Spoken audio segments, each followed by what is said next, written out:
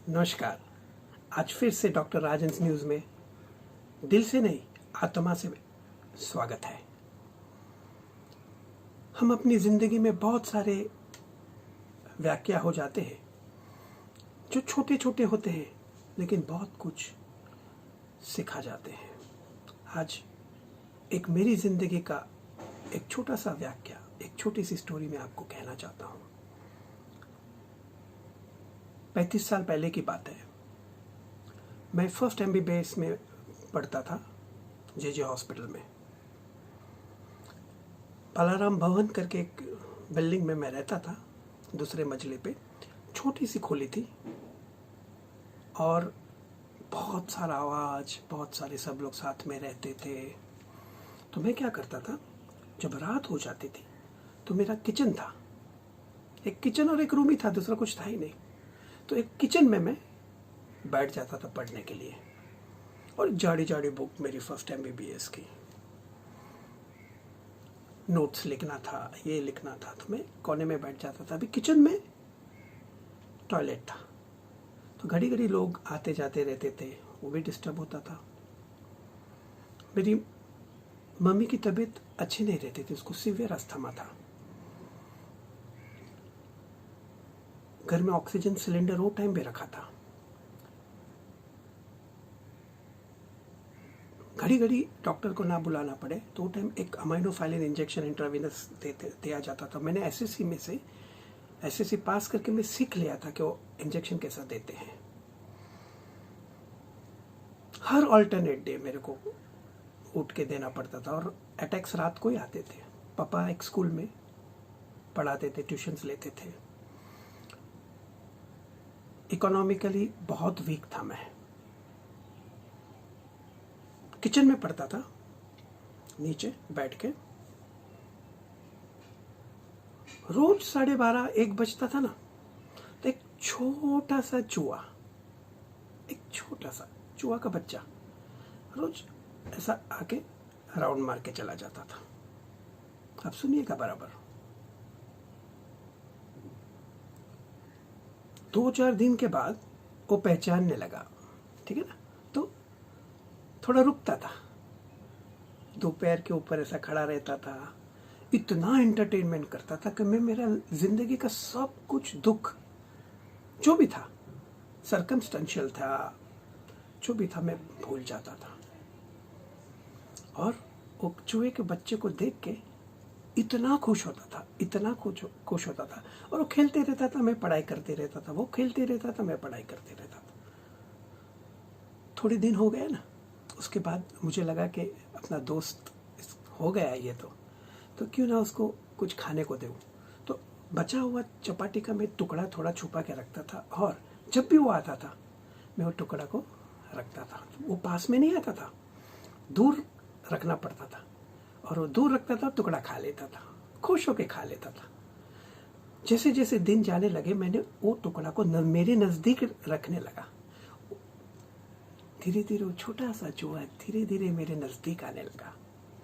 और एक दिन ऐसा हुआ कि मैंने एकदम नज़दीक कुछ चपाती का टुकड़ा रखा, वो आया और मैंने हल्के से मेरे उंगली से उसके सर पे हाथ घुमाया। रोज होने लगा है। तो मैंने ये छोटे से चूहे के बच्चे से क्या सीखा मालूम है? वो टाइम कि ये इतना छोटा बच्चा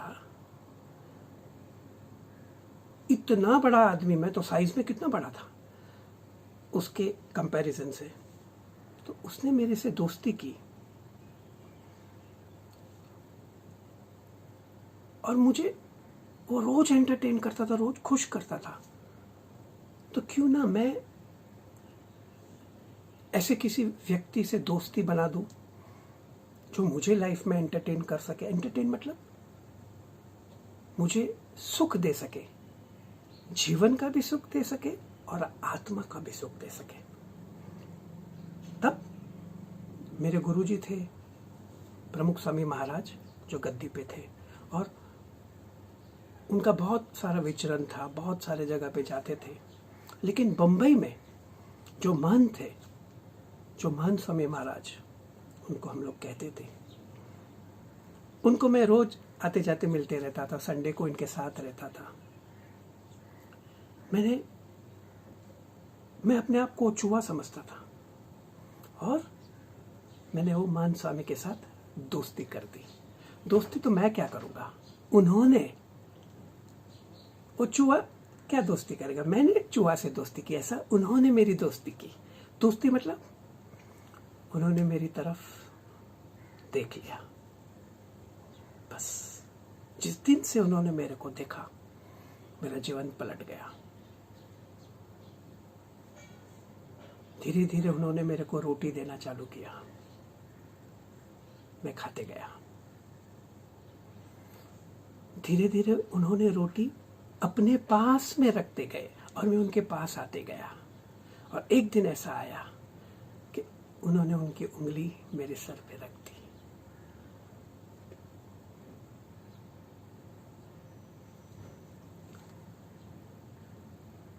ग्रांट रोड में रहता था, पावरी स्कूल में पढ़ता था, उसके बाद फेलोशिप स्कूल में,